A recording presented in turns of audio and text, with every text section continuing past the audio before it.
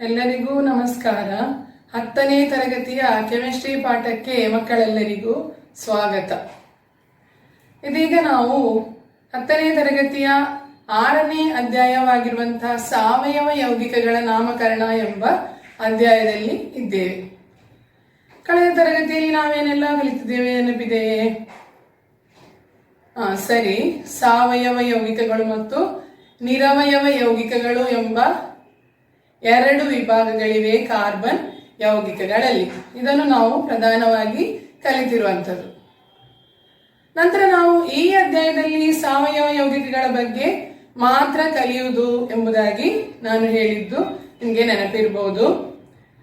ಇದರಲ್ಲಿ ನಾವು ಕಾರ್ಬನ್ನ ಕೆಲವು ವಿಶೇಷತೆಗಳನ್ನು ಮೊದಲಾಗಿ ಕಲಿತೆವು. ಕಾರ್ಬನ್ನ ಸಂಯೋಜಕತೆ 4, ಅದರ ಕ್ಯಾಟಿನೇಷನ್ ಸಾಮರ್ಥ್ಯ, ಮತ್ತೆ ಕಾರ್ಬನ್ ಏಕಬಂಧ, ದ್ವಿಬಂಧ ಮತ್ತು ತ್ರಿಬಂಧಗಳಿಂದ ಯೌಗಿಕಗಳನ್ನು ಉಂಟು ಮಾಡುವಂಥದ್ದು. ನಂತರ ಕಾರ್ಬನ್ ಅದರ ಸಾವಯವ ಯೌಗಿಕಗಳಲ್ಲಿ ತೆರೆದ ಸಂಕಲೆ ಮತ್ತು ಉಂಗುರಾಕೃತಿಯ ಯೌಗಿಕಗಳನ್ನು ಉಂಟು ಮಾಡುತ್ತದೆ ಎಂಬುದಾಗಿ ಕಲಿತಿದ್ದೇವೆ. ಈ ತೆರೆದ ಸಂಕಲೆ ಅಂತ ಹೇಳಿದ್ರೆ ಓಪನ್ ಚೈನ್ ಮತ್ತು ಮುಚ್ಚಿದ ಸಂಕಲೆ ಅಂತ ಹೇಳಿದ್ರೆ ಕ್ಲೋಸ್ಡ್ ಚೈನ್. 2 ವಿಧಗಳಲ್ಲಿ ಕೂಡ ಯೌಗಿಕಗಳನ್ನು ಉಂಟು ಮಾಡುವ ಸಾಮರ್ಥ್ಯ ಕಾರ್ಬನ್ಗೆ ಇದೆ ಎಂಬುದಾಗಿ ಕಲಿತಿದ್ದೇವೆ. ಮತ್ತೆ ನಾವು ಓಪನ್ ಚೈನ್ ಅಥವಾ ತೆರೆದ ಸಂಕಲೆಯ ಹೈಡ್ರೋಕಾರ್ಬನ್ಗಳು ಅಂದರೆ ಕಾರ್ಬನ್ ಮತ್ತು ಹೈಡ್ರೋಜನ್ ಮಾತ್ರ ಇರುವ ಸಾವಯವ ಯೌಗಿಕಗಳನ್ನು ನಾವು ಹೈಡ್ರೋಕಾರ್ಬನ್ ಅಂತ ಹೇಳುದು. ಅದರಲ್ಲಿ ತೆರೆದ ಸಂಕಲೆಯಲ್ಲಿ ನಾವು ಸಂತೃಪ್ತ ಹೈಡ್ರೋಕಾರ್ಬನ್ ಮತ್ತು ಅಸಂತೃಪ್ತ ಹೈಡ್ರೋಕಾರ್ಬನ್ಗಳು ಎಂಬುದಾಗಿ ಕಲಿತೆವು. ತೆರೆದ ಸಂಕಲೆಯಲ್ಲಿ ಸಂತೃಪ್ತ ಹೈಡ್ರೋಕಾರ್ಬನ್ಗಳು ಯಾವುದು?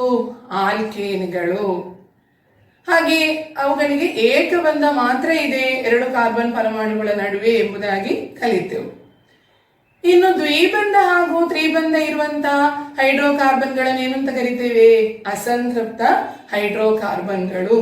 ಅದರಲ್ಲಿ 2 ಕಾರ್ಬನ್ ಪರಮಾಣುಗಳ ನಡುವೆ ದ್ವಿಬಂಧ ಇದ್ರೆ ಅವುಗಳನ್ನು ಆಲ್ಕೇನ್ಗಳು ಎಂಬುದಾಗಿ ಕರೀತೇವೆ.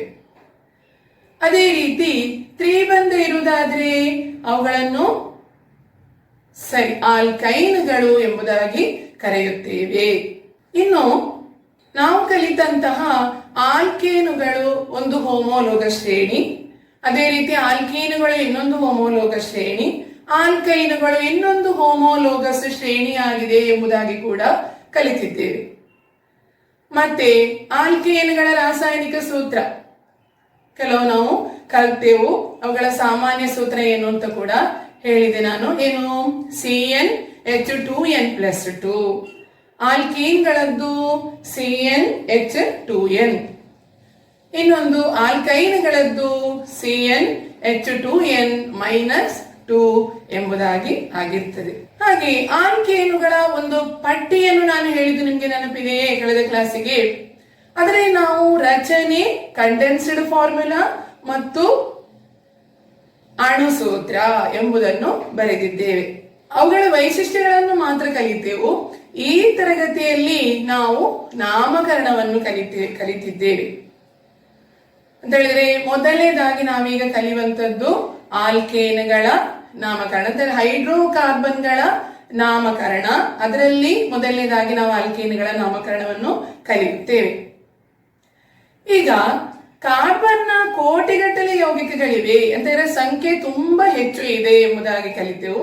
ಅದೇ ರೀತಿ ಅವುಗಳ ಸಂಕೀರ್ಣ ರಚನೆಯಿಂದಾಗಿ ಅವುಗಳ ನಾಮಕರಣ ಸ್ವಲ್ಪ ನಮ್ಗೆ ಕಲೀಲಿಕ್ಕೆ ಕ್ಲಿಷ್ಟಕರ. ಆದ್ರೆ IUPAC ಹೆಸರು ಅದಕ್ಕೆ ಇರುವ ಕಾರಣ ಅದನ್ನು ನಮ್ಗೆ ಸ್ವಲ್ಪ ಸುಲಭವಾಗಿ ಕಲಿಯಬಹುದು. IUPAC ನಮಗೆ ಸುಲಭವಾಗಿ ಹೇಗೆ ನಾಮಕರಣ ಮಾಡುವುದು ಎಂಬುದನ್ನು ತಿಳಿಸಿಕೊಟ್ಟಿದೆ. ಆಗ ನಾವು ಮೊದಲನೇದಾಗಿ ನೋಡ್ಬೇಕಾದ್ದು ಕಾರ್ಬನ್ ಸಂಕಲೆಯಲ್ಲಿ, ಅಂತಂದ್ರೆ ನಾವೀಗ ತೆರೆದ ಸಂಕಲೆಯನ್ನು ಕಲಿತಾ ಇದ್ದೇವಲ್ವಾ, ಅದರಲ್ಲಿ ಒಂದು ಸಾವಯವ ಹೈಡ್ರೋಕಾರ್ಬನ್ ನಲ್ಲಿ ಎಷ್ಟು ಕಾರ್ಬನ್ ಪರಮಾಣುಗಳಿವೆ ಅದರ ಸಂಕಲೆಯಲ್ಲಿ ಎಂಬುದಾಗಿ ನೋಡಬೇಕು. ಅಂದರೆ ಕಾರ್ಬನ್ ಪರಮಾಣುಗಳ ಸಂಖ್ಯೆಯನ್ನು ನೋಡಿಕೊಂಡು ಅದರ ಪದಮೂಲವನ್ನು ನಾವು ಆರಿಸಬೇಕು. ಎರಡನೇದಾಗಿ ಕಾರ್ಬನ್ ಪರಮಾಣುಗಳ ನಡುವೆ ಇರುವ ರಾಸಾಯನಿಕ ಬಂಧದ ಸ್ವಭಾವ ಅಂತ ಹೇಳಿದ್ರೆ ಏಕಬಂಧವ, ದ್ವಿಬಂಧವ, ತ್ರಿಬಂಧವೋ ಎಂಬುದನ್ನು ನಾವು ತಿಳಿದುಕೊಳ್ಬೇಕು. ಪದಮೂಲಗಳು ಯಾವುದೆಲ್ಲ? C1 ಇದ್ರೆ ಅದು ಮಿತ್, C2 ಇದ್ರೆ ಈತ್, C3 ಇದ್ರೆ ಪ್ರೋಪ್, C4 ಬ್ಯೂಟ್, C5 ಪೆಂಟ್, C6 hex, C7 ಹೆಪ್ಟ್, C8 act, C9 ನಾನ್, C10 ಡೆಕ್ ಎಂಬುದಾಗಿರ್ತದೆ. ಈ ಪದಮೂಲಗಳಲ್ಲಿ ನಾವು ಕಾರ್ಬನ್ ಪರಮಾಣುಗಳ ಸಂಖ್ಯೆ ಎಷ್ಟು ಅಂತ ನೋಡಿಕೊಂಡು ಅದನ್ನು ಬೇಕಾದ ರೀತಿ ಆರಿಸಬೇಕು. ಎರಡನೇದಾಗಿ ನಾವು ಆಲ್ಕೇನ್ಗಳಿಗಾದ್ರೆ ಪ್ರತ್ಯಯವಾಗಿ ಏನ್ ಎಂಬುದನ್ನು ಸ್ವೀಕರಿಸಬೇಕು. ಆಲ್ಕೀನ್ಗಳಿಗಾದ್ರೆ ಈನ್, ಆಲ್ಕೈನ್ಗಳಿಗಾದ್ರೆ ಐನ್ ಎಂಬ ಪ್ರತ್ಯಯವನ್ನು ಸ್ವೀಕರಿಸಬೇಕು. ಹಾಗೆ ಇನ್ನು ನಾವು ಆಲ್ಕೇನ್ಗಳ ನಾಮಕರಣಕ್ಕೆ ಬರುವ ಅಂದ್ರೆ ನಾವು ನೋಡಿ ಕಳೆದ ಕ್ಲಾಸಿಗೆ ಅದರ ಪಟ್ಟಿಯನ್ನು ಮಾತ್ರ ಮಾಡಿದ್ದೇವೆ, ಆದ್ರೆ ಅವುಗಳ ಹೆಸರು ನಿಮ್ಗೆ ತಿಳಿದಿರಲಿಲ್ಲ. ಅದರ ಮೊದಲನೇದಾಗಿ ನಾವು C1 ಇರುವಂತ ರಚನೆಯನ್ನು ಮಾಡಿದೆವು. ಅಂತ ಹೇಳಿದ್ರೆ ಸಿಯ ಸುತ್ತ 4 ಸಂಯೋಜಕತೆ ಕೂಡ 4 ಹೈಡ್ರೋಜನ್ಗಳಿಂದ ಪೂರ್ತಿಯಾಗಿರುವಂತದ್ದು. ಅದರ ಅಣುಸೂತ್ರ ಹಾಗೂ ಅದರ ಕಂಡೆನ್ಸ್ಡ್ ಫಾರ್ಮುಲಾ 2 ಕೂಡ CH4 ಆಗಿತ್ತು. ಆಗ ನಮ್ಮ ಈ ಆಲ್ಕೇನ್ಗಳ ನಾಮಕರಣದ ಬಗ್ಗೆ ನಾವೀಗ ಕಲಿತಾ ಇದ್ದೇವೆ. ಅದರ ಪ್ರಕಾರ ಆಲ್ಕೇನ್ಗಳ IUPAC ನಾಮಕರಣದ ರೀತಿ ಹೇಗೆ? ಪದಮೂಲ ಪ್ಲಸ್ ಪ್ರತ್ಯಯ. ಪ್ರತ್ಯಯ ಏನ್ ಎಂಬುದಾಗಿದೆ, ಅದ ಕಾರಣ ಪದಮೂಲ ಪ್ಲಸ್ ಏನ್ ಎಂಬುದಾಗಿ ಅದನ್ನು ಹೆಸರಿಸಬಹುದು. ಆಲ್ಕ್ ಪ್ಲಸ್ ಏನ್ ಆಲ್ಕೇನ್ ಎಂಬುದಾಗಿ ಆಗಿರ್ತದೆ. ಈ ರೀತಿ ಮಾಡುವಾಗ ಮೊದಲನೇದಿಗೂ C1 ಇರುವಾಗ ಅದು ಮಿತ್, ಆಗ ಮಿತ್ ಪ್ಲಸ್ ಏನ್ ಮಿಥೇನ್. ಹಾಗೆ C2 ಇರುವಾಗ ಏಕಬಂಧವು ಅಲ್ಲಿ ಕಾಣ್ತದೆ, ಅದು ಈತ್ ಪ್ಲಸ್ ಏನ್ ಈಥೇನ್, C2H6. ನೋಡಿ, ಸಿಯ ಸುತ್ತ 3 ಹೈಡ್ರೋಜನ್ಗಳು 3 ಬದಿ, ಮತ್ತೆ ಬಲಬದಿಗೆ ಒಂದು ಏಕಬಂಧ ಮತ್ತೆ ಒಂದು ಸಿ ಮತ್ತು 3 ಹೈಡ್ರೋಜನ್ಗಳು ಅದಕ್ಕೆ ಜೋಡಿಸಲ್ಪಟ್ಟಿವೆ, ಅದು ಈಥೇನ್, C2H6. ಅದೇ ರೀತಿ ಮೂರನೇದು ಪ್ರೊಪೇನ್, C3H8. ಅದರ ರಚನೆ ನೋಡಿ, C3 ಉದ್ದವಾದ ಕಾರ್ಬನ್ ಚೈನ್ ನಲ್ಲಿದೆ, ಅದಕ್ಕೆ 3 ಹೈಡ್ರೋಜನ್ಗಳು ಆ ಬದಿಯಲ್ಲಿಯೂ ಈ ಬದಿಯಲ್ಲಿಯೂ ಜೋಡಿಸಲ್ಪಟ್ಟಿವೆ. ಮಧ್ಯದ ಕಾರ್ಬನ್ನಿಗೆ 2 ಹೈಡ್ರೋಜನ್ ಪರಮಾಣುಗಳು ಮಾತ್ರ ಜೋಡಿಸಲ್ಪಟ್ಟಿವೆ. ಹಾಗೆ CH3, CH2, CH3. ಹಾಗೆ ನಾಲ್ಕನೆಯದು C4H10. ಅದು ಯಾವುದಾಗಿದ್ರೆ ಅದು ಬ್ಯೂಟೇನ್, ಬ್ಯೂಟ್ ಪ್ಲಸ್ ಏನ್ ಬ್ಯೂಟೇನ್. ಹಾಗೆ ಮೂರನೇದು ಪ್ರೋಪೋ ಪ್ಲಸ್ ಏನ್ ಪ್ರೋಪೇನ್, ನಾಲ್ಕನೇದು ಬ್ಯೂಟ್ ಪ್ಲಸ್ ಏನ್ ಬ್ಯೂಟೇನ್. ಬ್ಯೂಟೇನ್ ರಚನೆ ಹೇಗೆ? ಸಿ ಉದ್ದಕ್ಕೆ C4 ಇದೆ ನೋಡಿ, 2 ಬದಿಯಲ್ಲಿ ಅಂತ ಹೇಳಿದ್ರೆ ಎಡ ಬದಿ ಮತ್ತು ಅತಿ ಬಲ ಬದಿಯಲ್ಲಿ H3 ಇದೆ, ಮಧ್ಯದಲ್ಲಿ CH2 ಇದೆ, 2 ಹೈಡ್ರೋಜನ್ಗಳು. ಅದು ಅದರ ಸಂಯೋಜಕತೆಗೆ ಪ್ರಕಾರವಾಗಿ ಆ ರೀತಿ ಹಾಕಿರುವಂತದ್ದು. ಅದೆಲ್ಲ ನಾನು ಕಳೆದ ಕ್ಲಾಸಿಗೆ ನಿಮ್ಗೆ ತಿಳಿಸಿದ್ದೇನೆ. ಹಾಗೆ ನಾಲ್ಕನೆಯದ ಹೆಸರು ಬ್ಯೂಟೇನ್. ಅದೇ ರೀತಿ ನಾವು ಮುಂದುವರಿಸಿದ್ರೆ ಪೆಂಟೇನ್, ಹೆಕ್ಸೇನ್, ಹೆಪ್ಟೇನ್ ಆ ರೀತಿಯಲ್ಲಿ ಮುಂದುವರಿತದೆ. ಇನ್ನು ಈ ರಚನೆ, ಕಂಡೆನ್ಸ್ಡ್ ಫಾರ್ಮುಲಾ, ಅಣುಸೂತ್ರ ಹಾಗೂ ಹೆಸರು ಇರುವಂತಹ ಪಟ್ಟಿಯನ್ನು ಹಾಗೆ ಅದರ ನಾಮಕರಣದ ರೀತಿ ಎಲ್ಲವನ್ನು ಕೂಡ ಈ ವಿಡಿಯೋದಲ್ಲಿ ನೋಡಿ. ಸಾವಯವ ಯೌಗಿಕಗಳ ನಾಮಕರಣ ಮತ್ತು ಐಸೋಮೆರಿಸಮ್, ಆಲ್ಕೇನುಗಳ ರಚನೆ ಮತ್ತು ಸಾಮಾನ್ಯ ಸೂತ್ರ. ಕಾರ್ಬನಿನ ಸಂಯೋಜಕತೆ ಎಷ್ಟು? ಚಿತ್ರವನ್ನು ಗಮನಿಸಿ. ಕಾರ್ಬನಿನ ಸಂಯೋಜಕತೆಯು 4.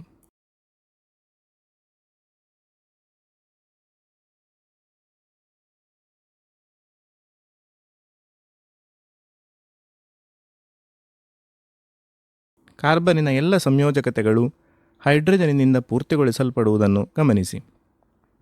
ಈಗ ಲಭಿಸಿದ ಯೌಗಿಕದ ರಚನೆಯನ್ನು ಪರಿಶೀಲಿಸಬಹುದೇ? ಈ ಯೌಗಿಕದಲ್ಲಿ ಕಾರ್ಬನ್ ಪರಮಾಣುಗಳ ಸಂಖ್ಯೆ 1 ಮತ್ತು ಹೈಡ್ರೋಜನ್ ಪರಮಾಣುಗಳ ಸಂಖ್ಯೆ 4 ಅಲ್ಲವೇ? ಈ ಯೌಗಿಕದ ಅಣುಸೂತ್ರವನ್ನು CH4 ಎಂದು ಬರೆಯಬಹುದಲ್ಲವೇ?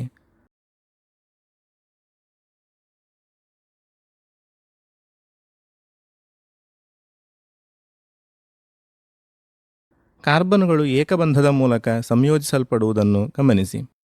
ಪ್ರತಿಯೊಂದು ಕಾರ್ಬನಿನ ಇತರ 3 ಸಂಯೋಜಕತೆಗಳು ಹೈಡ್ರೋಜನಿನಿಂದ ಪೂರ್ತಿಗೊಳಿಸಲ್ಪಡುತ್ತದೆ.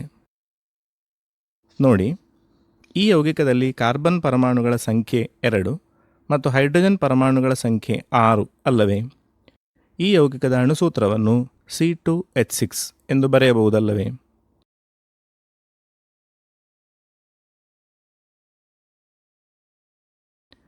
ಮೂರು ಕಾರ್ಬನ್ ಪರಮಾಣುಗಳಿರುವ ಯೌಗಿಕದ ರಚನೆ ಹೇಗಿದೆ ಎಂದು ನೋಡೋಣ. ಈ ಯೌಗಿಕದ ರಚನೆ ಮತ್ತು ಅಣುಸೂತ್ರ ಹೇಗಿರಬಹುದು? C3H8 ಎಂದು ಅಣುಸೂತ್ರವನ್ನು ಬರೆಯಬಹುದು.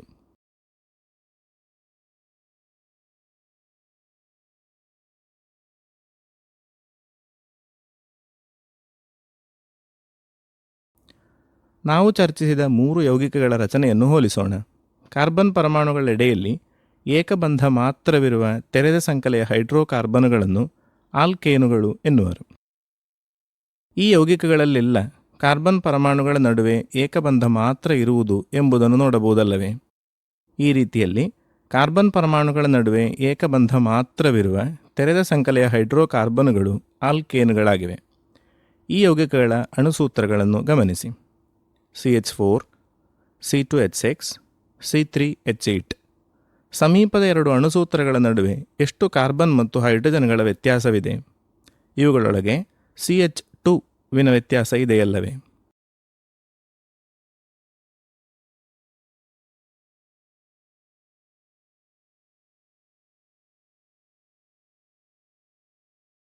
ನಾಲ್ಕು ಮತ್ತು 5 ಕಾರ್ಬನ್ ಪರಮಾಣುಗಳಿರುವ ಹೈಡ್ರೋಕಾರ್ಬನಿನ ಅಣುಸೂತ್ರಗಳು. ಆಲ್ಕೇನುಗಳನ್ನು ಪ್ರತಿನಿಧೀಕರಿಸುವ ಸಾಮಾನ್ಯ ಸೂತ್ರವನ್ನು ರೂಪೀಕರಿಸೋಣವೇ? ಒಂದು ಕಾರ್ಬನ್ ಪರಮಾಣು ಇರುವ ಹೈಡ್ರೋಕಾರ್ಬನಿನಲ್ಲಿರುವ ಹೈಡ್ರೋಜನಿನ ಸಂಖ್ಯೆ ಎಷ್ಟು? 2 ಕಾರ್ಬನ್ ಪರಮಾಣುಗಳಿರುವ ಹೈಡ್ರೋಕಾರ್ಬನಿನಲ್ಲಿರುವ ಹೈಡ್ರೋಜನಿನ ಸಂಖ್ಯೆ ಎಷ್ಟು? ಕಾರ್ಬನಿನ ಸಂಖ್ಯೆ ಮತ್ತು ಹೈಡ್ರೋಜನಿನ ಸಂಖ್ಯೆಗಳ ಸಂಬಂಧ ಏನು?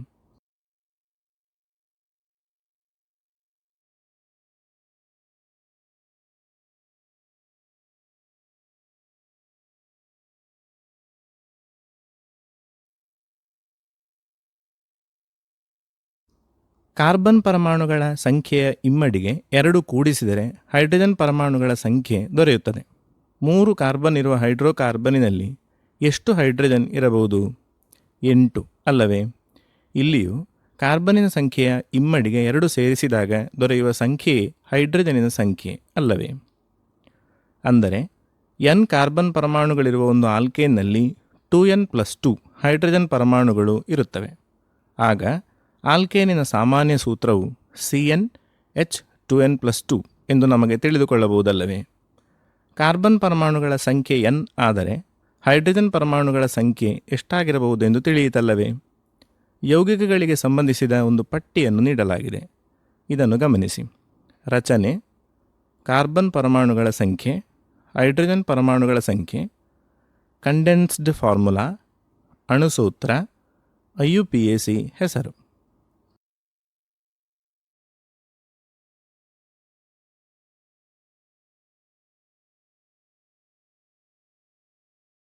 ವಿಡಿಯೋವನ್ನು ನೋಡಿದಿರಲ್ಲವೇ? ಇನ್ನು ಅದೇ ರೀತಿ ನಾವು ಹೋಮೋಲೋಗ ಶ್ರೇಣಿಯಲ್ಲಿ ಇನ್ನೊಂದು ವಿಭಾಗವಾಗಿರುವಂತ ಅಸಂತೃಪ್ತ ಹೈಡ್ರೋಕಾರ್ಬನ್ಗಳಲ್ಲಿ ಆಲ್ಕೀನ್ಗಳ ಬಗ್ಗೆ ಕೂಡ ಕಲಿತಿದ್ದೇವೆ. ಅವುಗಳ ಸಾಮಾನ್ಯ ಅಣುಸೂತ್ರ CnH2n, ಸಿ ಎಷ್ಟಿದೆಯೋ ಅದರ ಇಮ್ಮಡಿ H ಎಂಬುದಾಗಿ ಕೂಡ ಕಲಿತೆವು. ಅದರ ಪಟ್ಟಿಯನ್ನು ನಾನು ನಿಮಗೆ ತೋರಿಸಿದ್ದೆ. ಅದರಲ್ಲಿ ದ್ವಿಬಂಧ ಬರ್ತದೆ ಕಾರ್ಬನ್ ಪರಮಾಣುಗಳ ನಡುವೆ.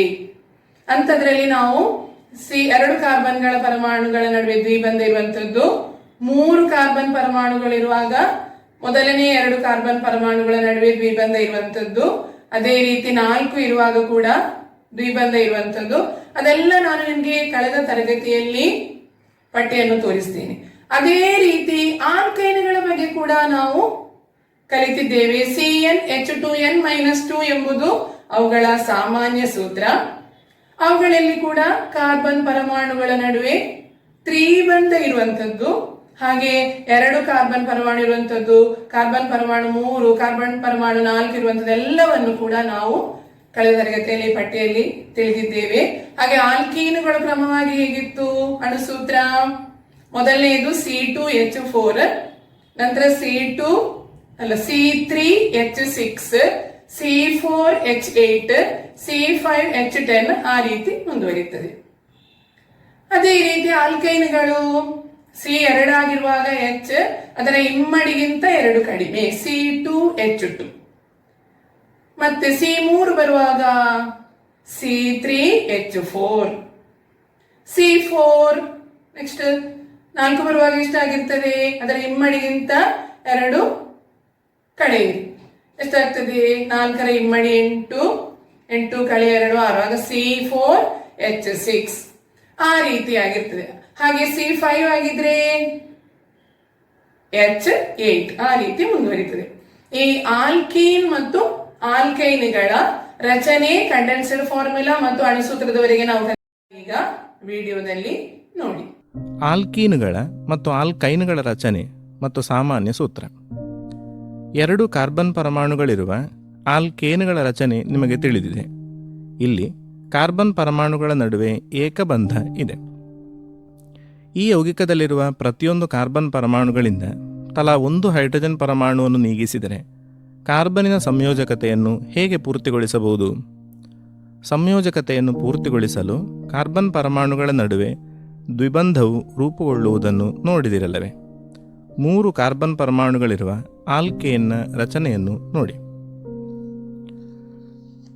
ಸಮೀಪದ ಯಾವುದಾದರೂ 2 ಕಾರ್ಬನ್ ಪರಮಾಣುಗಳಿಂದ ತಲಾ 1 ಹೈಡ್ರೋಜನ್ ಪರಮಾಣುವನ್ನು ನೀಗಿಸಿದರೆ ಸಂಯೋಜಕತೆಯನ್ನು ಪೂರ್ತಿಗೊಳಿಸುವುದು ಹೇಗೆ ಎಂದು ಪರಿಶೀಲಿಸೋಣ.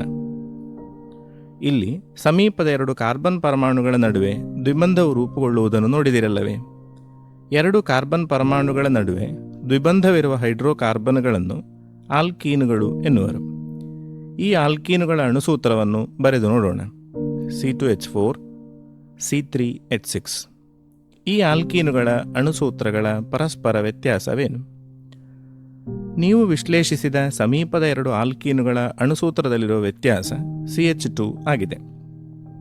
C2H4, C3H6 ಎಂಬಿ ಆಲ್ಕೀನುಗಳಲ್ಲಿ ಕಾರ್ಬನ್ಗಳ ಸಂಖ್ಯೆ ಮತ್ತು ಹೈಡ್ರೋಜನ್ಗಳ ಸಂಖ್ಯೆಗಳ ಸಂಬಂಧವೇನು? ಕಾರ್ಬನ್ ಪರಮಾಣುಗಳ ಸಂಖ್ಯೆಯ ಇಮ್ಮಡಿ ಹೈಡ್ರೋಜನ್ ಪರಮಾಣುಗಳಿರುವುದು ಎಂದು ನೋಡಿದಿರಲ್ಲವೇ?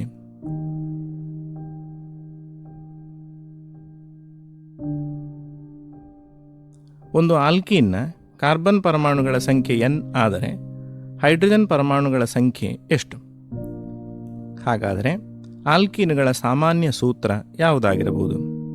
ನೋಡಿ, ಕಾರ್ಬನ್ ಪರಮಾಣುಗಳ ಸಂಖ್ಯೆ n, ಹೈಡ್ರೋಜನ್ ಪರಮಾಣುಗಳ ಸಂಖ್ಯೆ 2n. ಆಲ್ಕೀನುಗಳ ಸಾಮಾನ್ಯ ಸೂತ್ರ CnH2n. 2 ಕಾರ್ಬನ್ ಪರಮಾಣುಗಳಿರುವ ಆಲ್ಕೀನುಗಳ ರಚನೆಯನ್ನು ನೋಡಿದಿರಲ್ಲವೇ? ಪ್ರತಿಯೊಂದು ಕಾರ್ಬನ್ ಪರಮಾಣುವಿನಿಂದ ತಲಾ 1 ಹೈಡ್ರೋಜನ್ ಪರಮಾಣುವನ್ನು ನೀಗಿಸಿದರೆ ಕಾರ್ಬನ್ನ ಸಂಯೋಜಕತೆಯನ್ನು ಹೇಗೆ ಪೂರ್ತಿಗೊಳಿಸಬಹುದು?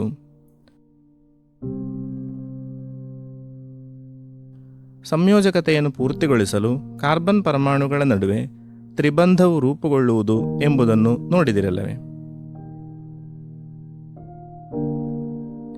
2 ಕಾರ್ಬನ್ ಪರಮಾಣುಗಳ ನಡುವೆ ತ್ರಿಬಂಧ ಇರುವ ಹೈಡ್ರೋಕಾರ್ಬನ್ಗಳು ಆಲ್ಕೈನುಗಳು. ದ್ವಿಬಂಧದ ಮೂಲಕ ಬಂಧಿಸಲಾದ 2 ಕಾರ್ಬನ್ ಪರಮಾಣುಗಳಿಂದ ತಲಾ 1 ಹೈಡ್ರೋಜನ್ ಪರಮಾಣುವನ್ನು ನೀಗಿಸಿದರೆ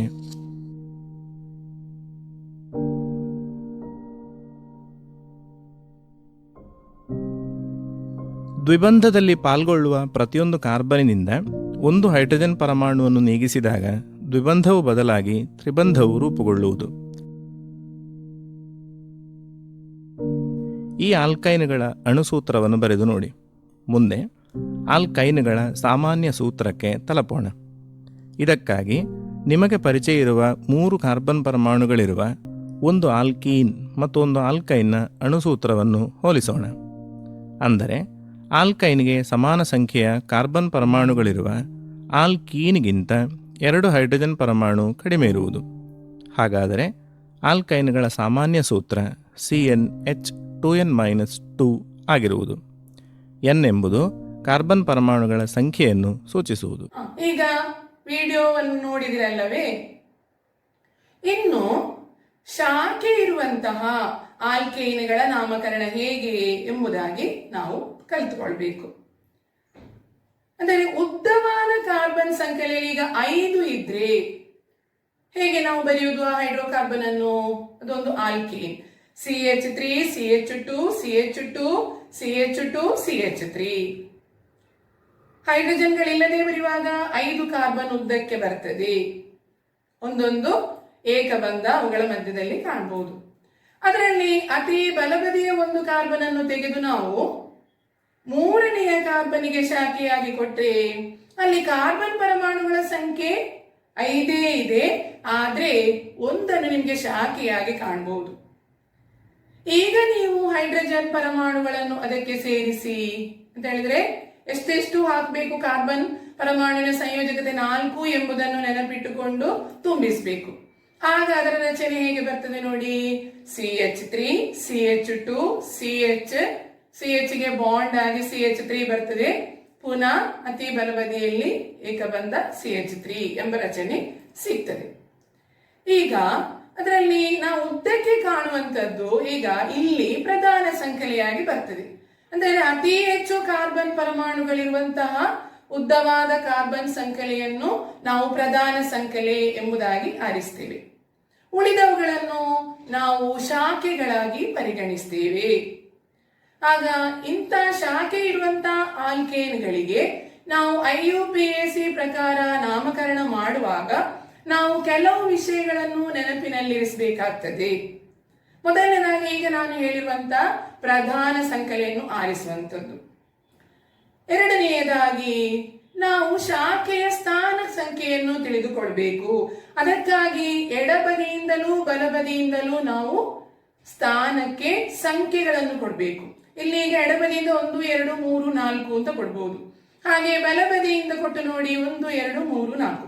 ಈಗ ಶಾಖೆಯ ಸ್ಥಾನ ಸಂಖ್ಯೆಯನ್ನು ಆರಿಸುವುದು ಹೇಗೆ ಅಂತ ಹೇಳಿದ್ರೆ ಶಾಖೆಯ ಸ್ಥಾನ ಸಂಖ್ಯೆ ನಮಗೆ ಎಡದಿಂದ 3ನೇ ಸ್ಥಾನ ಆಗಿ ಬರ್ತದೆ, ಬಲದಿಂದ 2ನೇದಾಗಿ. ಅದರಲ್ಲಿ ಸಣ್ಣ ಸಂಖ್ಯೆ 2. ಹೀಗೆ ನಾವು ಯಾವಾಗಲೂ ಶಾಖೆ ಇರುವಂತಹ ಆಲ್ಕೇನ್ಗಳಿಗೆ ನಾಮಕರಣ ಮಾಡುವಾಗ ಸಣ್ಣ ಸಂಖ್ಯೆಯನ್ನು ಶಾಖೆ ಇರುವಂತಹ ಕಾರ್ಬನ್ ಪರಮಾಣುವಿಗೆ ಬರುವ ರೀತಿಯಲ್ಲಿ ಆರಿಸಿಕೊಳ್ಬೇಕು. ಆಗ ಇಲ್ಲಿ 2 ಎಂಬುದು ಶಾಖೆಯ ಸ್ಥಾನ ಸಂಖ್ಯೆ. ಹಾಗಿದ್ರೆ ಇನ್ನು ನಾವು ನೋಡಿ ಪ್ರಧಾನ ಸಂಖ್ಯೆಯಲ್ಲಿ 4 ಕಾರ್ಬನ್ ಪರಮಾಣುಗಳು ಕಾಣ್ತಾ ಇದೆ. ಆದ ಕಾರಣ ನಮ್ಮ ಪ್ರಧಾನ ಸಂಖ್ಯೆಯ IUPAC ಹೆಸರಿನಲ್ಲಿ ನಾವು ತೆಗೆದುಕೊಳ್ಳುವಂತಹ ಪದಮೂಲ ಯಾವುದು? ಬ್ಯೂಟ್. ಮತ್ತೆ ಇಲ್ಲಿ ಏಕಬಂಧ ಮಾತ್ರ ಕಾಣ್ತದೆ, ಆದ ಕಾರಣ ಪ್ರತ್ಯಯ ಏನ್, ಆಗ ಬ್ಯೂಟೇನ್ ಎಂಬುದಾಗಿ ಗೊತ್ತಾಯಿತು. ಇನ್ನು ನಾವು ನೋಡಬೇಕಾದ್ದು ಶಾಖೆಯನ್ನು. ಶಾಖೆ ಯಾವುದು ಇಲ್ಲಿ ನೋಡಿ, ಬಲಬದಿಯಿಂದ 2ನೇದರಲ್ಲಿ ಶಾಖೆ ಇದೆ, ಅಲ್ಲಿ 1 ಕಾರ್ಬನ್ ಪರಮಾಣು ಇರುವಂತಹ ಶಾಖೆ, ಅದು ಮಿಥೈಲ್ ಅಂತ ಹೇಳಿದ್ರೆ ಶಾಖೆಯಾಗಿ ಬಂದಿರುವ ರಾಡಿಕಲ್ ಅಥವಾ ಬಣ್ಣದ ಹೆಸರು ಮಿಥೈಲ್. ಅದೇ 2 ಕಾರ್ಬನ್ ಪರಮಾಣುಗಳ ಶಾಖೆ ಬಂದ್ರೆ ಅದು ಈಥೈಲ್ ಆಗಿರ್ತದೆ. ಅದೇ ರೀತಿ 3 ಕಾರ್ಬನ್ ಪರಮಾಣುಗಳದ್ದು ಬಂದ್ರೆ ಪ್ರೊಪೈಲ್. ಆ ರೀತಿ ಶಾಖೆಯ ಹೆಸರನ್ನು ನಾವು ಕೊಡಬೇಕು. ಹಾಗೆ ಇಲ್ಲಿ ಯಾವುದು ಶಾಖೆಯಾಗಿ ಬಂದಿರುವ ರಾಡಿಕಲ್? ಮಿಥೈಲ್. ಸರಿಯಾಗಿದೆ. ಮತ್ತೆ ಶಾಖೆಯ ಸ್ಥಾನ ಸಂಖ್ಯೆ 2 ಅಂತ ಗೊತ್ತಾಗಿದೆ ಇಲ್ಲಿ ನಮ್ಗೆ. ಈಗ ನಾವು ಈ ಶಾಖೆ ಇರುವಂತಹ ಈ ಆಲ್ಕೇನಿಗೆ ನಾವು ಹೆಸರು ಕೊಡಬೇಕು.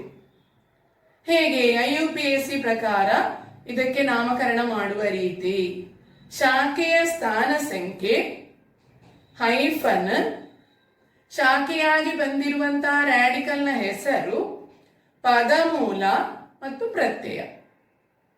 ಇನ್ನೊಮ್ಮೆ ಹೇಳ್ತೇನೆ, ಶಾಖೆ ಇರುವಂತಹ ಹೈಡ್ರೋಕಾರ್ಬನ್ ಅಥವಾ ಶಾಖೆ ಇರುವಂತಹ ಆಲ್ಕೇನಿಗೆ ಹೆಸರು ಕೊಡುವಂತಹ ರೀತಿ IUPAC ನಾಮಕರಣದ ರೀತಿ.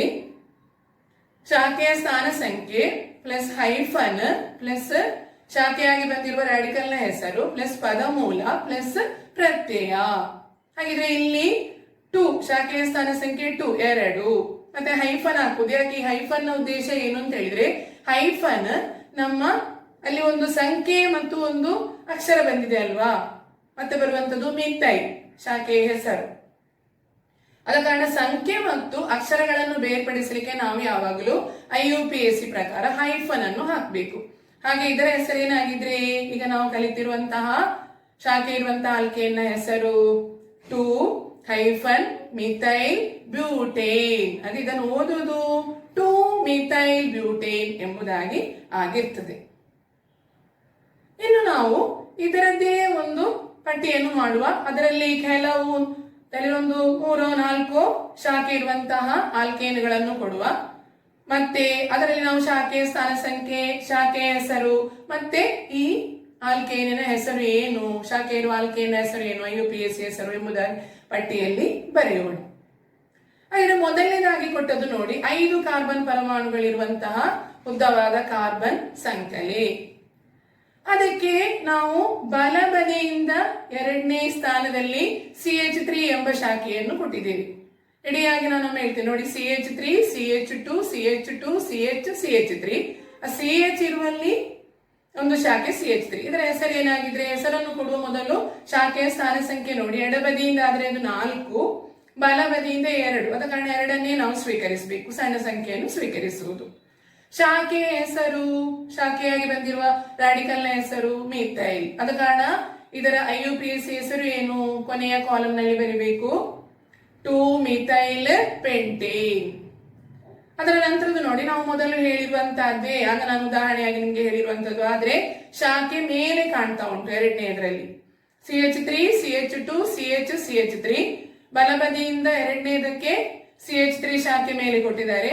ಅದು ಮೇಲೆ ಆದ್ರೂ ಕೆಳಗೆ ಆದ್ರೂ ಶಾಖೆಯ ಹೆಸರು ಮಿಥೈಲೇ ಆಗಿರ್ತದೆ. ಅದ ಕಾರಣ ಇದರ IUPAC ಹೆಸರು ಏನು, 2 ಮಿಥೈಲ್ ಬ್ಯೂಟೇನ್.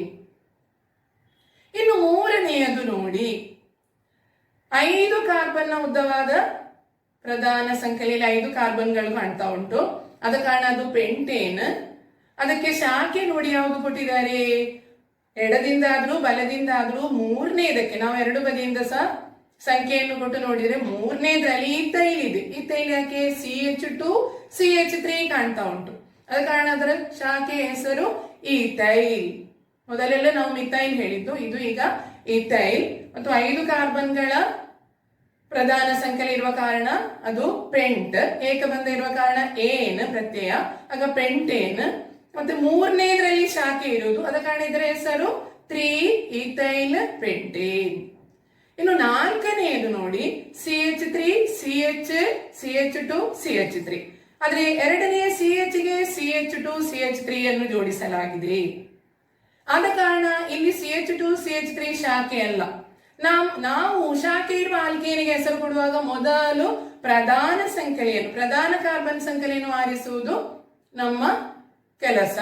ಹಾಗಿದ್ರೆ ಇಲ್ಲಿ ನಾವು ಯಾವುದು ಪ್ರಧಾನ ಸಂಖ್ಯೆಯಾಗಿ ಆರಿಸ್ತೇವೆ, ಕೆಳಗಿನಿಂದ ಅಥವಾ ಬಲಬದಿಯಿಂದ ನೋಡಿ, CH3 CH2 CH CH2 CH3. ಬಲಬದಿಯಿಂದಲೂ ಅದೇ ರೀತಿ ಬರ್ತದೆ, ಅದು ಇಲ್ಲಿ ಪ್ರಧಾನವಾದ ಕಾರ್ಬನ್ ಸಂಖ್ಯೆ. ಹೀಗೆ ಮೇಲೆ ನಾವು ಹೀಗೆ ಒಮ್ಮೆಗೆ ನೋಡುವಾಗ ನಮ್ಗೆ 4 ಕಾರ್ಬನ್ ಇರುವಂತಹ ಚೈನ್ ಕಾರ್ಬನ್ ಸಂಖ್ಯೆ ಪ್ರಧಾನ ಸಂಖ್ಯೆಯಾಗಿ ಕಾಣ್ತೇವೆ. ಆದ್ರೆ ನಾವು ಸೂಕ್ಷ್ಮವಾಗಿ ಇದನ್ನು ಪರಿಶೀಲಿಸಿ ನೋಡಿದಾಗ 5 ಕಾರ್ಬನ್ಗಳ ಪ್ರಧಾನ ಸಂಖ್ಯೆ ಕಾಣ್ತದೆ, ಅದು ಪೆಂಟೇನ್. ಮತ್ತು ಕೆಳಗಿನಿಂದ ಅಥವಾ ಬಲಬದಿಯಿಂದ ನಾವು ನಂಬರ್ ಕೊಡುವಾಗ ಅಥವಾ ಕಾರ್ಬನ್ ನ ಸ್ಥಾನ ಸಂಖ್ಯೆ ಕೊಡುವಾಗ 3 ಬರ್ತದೆ ಶಾಖೆ. ಮೊದಲು ನಾವು ಹೇಳಿರುವಂತಹ CH3 ಉಂಟಲ್ವಾ, ಅದು ಇಲ್ಲಿ ಶಾಖೆಯಾಗಿ ಬರ್ತದೆ. ಆಗ ಅದು ಮಿಥೈಲ್ ಶಾಖೆಯ ಹೆಸರು. ಶಾಖೆಯ ಸ್ಥಾನ ಸಂಖ್ಯೆ 3 ಮತ್ತೆ ಪ್ರಧಾನ ಸಂಖ್ಯೆ ಪೆಂಟೇನ್. ಆದ ಕಾರಣ ಇದರ ಪೂರ್ತಿಯಾಗಿ IUPAC ಹೆಸರು ಏನು, 3 ಮಿಥೈಲ್ ಪೆಂಟೇನ್. ಇನ್ನು ಅನೇಕ ಉದಾಹರಣೆಗಳನ್ನು ನಿಮಗೆ ಸುಲಭವಾಗಿ ಕಲಿತುಕೊಳ್ಳುವ ರೀತಿಯನ್ನು ಈ ವಿಡಿಯೋದಲ್ಲಿ ನೋಡಿ. ಒಂದು ಶಾಖೆ ಇರುವ ಆಲ್ಕೇನುಗಳ ನಾಮಕರಣ. ಶಾಖೆಗಳಿಲ್ಲದ ಆಲ್ಕೇನುಗಳ IUPAC ನಾಮಕರಣವನ್ನು ನೀವು ಕಲಿತಿದ್ದೀರಲ್ಲವೇ? CH3, CH2, CH2, CH2, CH3 ಎಂಬ ಹೈಡ್ರೋಕಾರ್ಬನಿನ IUPAC ಹೆಸರು ಪೆಂಟೇನ್ ಎಂದು ನಿಮಗೆ ತಿಳಿದಿದೆ. ಅಂದರೆ 5 ಕಾರ್ಬನ್ ಪರಮಾಣುಗಳು ಅಡಕವಾಗಿರುವ ಒಂದು ಸಂಕಲೆಯೇ ಪೆಂಟೇನ್. ಆದರೆ ಇಷ್ಟೇ ಸಂಖ್ಯೆಯ ಕಾರ್ಬನ್ ಪರಮಾಣುಗಳು ಅಡಕವಾಗಿರುವ ಇನ್ನೊಂದು ಸಂಕಲೆಯನ್ನು ಗಮನಿಸಿ. ಇಲ್ಲಿ ಕಾರ್ಬನ್ ಸಂಕಲೆಯಲ್ಲಿ ಉಂಟಾಗಿರುವ ಬದಲಾವಣೆ ಏನು? ಪ್ರಧಾನ ಸಂಕಲೆಯಲ್ಲಿ ಒಂದು ಕಾರ್ಬನ್ ಪರಮಾಣುವಿನ ಕೊರತೆ ಉಂಟಾಗಿರುವುದೆಂದು, ಒಂದು ಕಾರ್ಬನ್ ಪರಮಾಣು ಶಾಖೆಯಾಗಿ ಬಂದಿರುವುದೆಂದು ಸ್ಪಷ್ಟವಾಗುವುದಲ್ಲವೇ? ಇಲ್ಲಿ ನೀಡಲಾದ ಕಾರ್ಬನ್ ಚೈನ್ನಲ್ಲಿ ಹೈಡ್ರೋಜನ್ ಪರಮಾಣುಗಳನ್ನು ಸೇರಿಸಿ ಹೈಡ್ರೋಕಾರ್ಬನಿನ ರಚನಾ ಸೂತ್ರವನ್ನು ಬರೆಯೋಣವೇ? ಇಲ್ಲಿ ಒಂದು ಮೀಥೈಲ್ ಗ್ರೂಪ್ ಶಾಖೆಯಾಗಿ ಬಂದಿದೆ. ಈ ಯೌಗಿಕದ IUPAC ಹೆಸರನ್ನು ಹೇಗೆ ಬರೆಯಬಹುದು? ಈ ರೀತಿಯಲ್ಲಿ ಶಾಖೆಗಳಿರುವ ಹೈಡ್ರೋಕಾರ್ಬನ್ಗಳನ್ನು IUPAC ನಾಮಕರಣಕ್ಕೆ ಒಳಪಡಿಸುವಾಗ ಗಮನಿಸಬೇಕಾದ ವಿಚಾರಗಳು ಇವು. ಅತ್ಯಂತ ಉದ್ದವಾದ, ಅಂದರೆ ಕಾರ್ಬನ್ ಪರಮಾಣುಗಳ ಸಂಖ್ಯೆ ಅತ್ಯಧಿಕವಾಗಿರುವ ಸಂಕಲೆಯನ್ನು ಪ್ರಧಾನ ಸಂಕಲೆಯಾಗಿ ಪರಿಗಣಿಸಬೇಕು. ಉಳಿದವುಗಳನ್ನು ಶಾಖೆಗಳಾಗಿ ಪರಿಗಣಿಸಬೇಕು. ಪ್ರಧಾನ ಸಂಕಲೆಯ ಕಾರ್ಬನ್ ಪರಮಾಣುಗಳಿಗೆ ನಂಬರ್, ಅಂದರೆ ಸ್ಥಾನ ಸಂಖ್ಯೆಯನ್ನು ನೀಡಿ ಶಾಖೆಯ ಸ್ಥಾನವನ್ನು ಕಂಡುಹಿಡಿಯಬೇಕು. ಶಾಖೆಗಳಿರುವ ಕಾರ್ಬನ್ ಪರಮಾಣುವಿಗೆ ದೊರೆಯುವ ಸ್ಥಾನ ಸಂಖ್ಯೆ ಅತ್ಯಂತ ಕಡಿಮೆಯಾಗಿರುವ ರೀತಿಯಲ್ಲಿ ಕಾರ್ಬನ್ ಸಂಕಲೆಗೆ ನಂಬರ್ ನೀಡಬೇಕು. ಕಾರ್ಬನ್ ಚೈನ್ಗೆ 2 ರೀತಿಯಲ್ಲಿ ಸ್ಥಾನ ಸಂಖ್ಯೆ ನೀಡಿರುವುದನ್ನು ಗಮನಿಸಿ. ಇವುಗಳಲ್ಲಿ ಶಾಖೆ ಇರುವ ಕಾರ್ಬನ್ ಪರಮಾಣುವಿಗೆ ಕನಿಷ್ಠ ಸ್ಥಾನ ಸಂಖ್ಯೆ ಇರುವ ಸಂಕಲೆ ಯಾವುದು? ಅಂದರೆ ರಚನೆ ಬಿಯಲ್ಲಿ ಶಾಖೆ ಇರುವ ಕಾರ್ಬನ್ ಪರಮಾಣುವಿಗೆ ಕನಿಷ್ಠ ಸ್ಥಾನ ಸಂಖ್ಯೆಯಾದ 2 ಬಂದಿರುವುದು. ಪ್ರಧಾನ ಸಂಕಲೆಯಲ್ಲಿರುವ ಕಾರ್ಬನ್ ಪರಮಾಣುಗಳ ಸಂಖ್ಯೆ 4. ಪದಮೂಲ ಬ್ಯೂಟ, ಪ್ರತ್ಯಯ ಏನ್. ಶಾಖೆಯಾಗಿರುವ ಆಲ್ಕೇನ್ ಬಣದ ಹೆಸರು ಮೀಥೈಲ್. ಶಾಖೆಯ ಸ್ಥಾನ 2. IUPAC ಹೆಸರು 2-ಮೀಥೈಲ್ ಬ್ಯೂಟೇನ್. ಶಾಖೆಗಳಿರುವ ಆಲ್ಕೇನುಗಳಿಗೆ IUPAC ನಾಮಕರಣವನ್ನು ಮಾಡುವಾಗ ಅನುಸರಿಸುವ ರೀತಿ ಹೀಗೆ: ಶಾಖೆಯ ಸ್ಥಾನ ಸಂಖ್ಯೆ ಪ್ಲಸ್ ಹೈಫನ್ ಪ್ಲಸ್ ರ್ಯಾಡಿಕಲ್ನ ಹೆಸರು ಪ್ಲಸ್ ಪದಮೂಲ ಪ್ಲಸ್ ಪ್ರತ್ಯಯ. IUPAC ಹೆಸರನ್ನು ಬರೆಯುವಾಗ ಅಂಕೆಗಳು ಮತ್ತು ಅಕ್ಷರಗಳ ನಡುವೆ ಹೈಫನ್ ಉಪಯೋಗಿಸಿ ಬೇರ್ಪಡಿಸಲಾಗುವುದು. ಇನ್ನೊಂದು ಉದಾಹರಣೆಯನ್ನು ನೋಡಿ. ಇಲ್ಲಿ ಯಾವ ರ್ಯಾಡಿಕಲ್ ಶಾಖೆಯಾಗಿ ಬಂದಿದೆ? ಈ ರ್ಯಾಡಿಕಲ್ ಅಡಕವಾಗಿರುವ ಕಾರ್ಬನ್ ಪರಮಾಣುವಿನ ಸ್ಥಾನ ಸಂಖ್ಯೆ ಎಷ್ಟು? 6 ಕಾರ್ಬನ್ ಪರಮಾಣುಗಳು ಅಡಕವಾಗಿರುವ ಪ್ರಧಾನ ಕಾರ್ಬನ್ ಚೈನಿನ ಶಾಖೆಯ ಸ್ಥಾನ ಸಂಖ್ಯೆ 3. ಈಥೈಲ್ ರ್ಯಾಡಿಕಲ್ ಇಲ್ಲಿ ಶಾಖೆಯಾಗಿ ಬಂದಿದೆ. ಈ ಆಲ್ಕೇನ್ನ IUPAC ಹೆಸರು 3-ಈಥೈಲ್ ಹೆಕ್ಸೇನ್.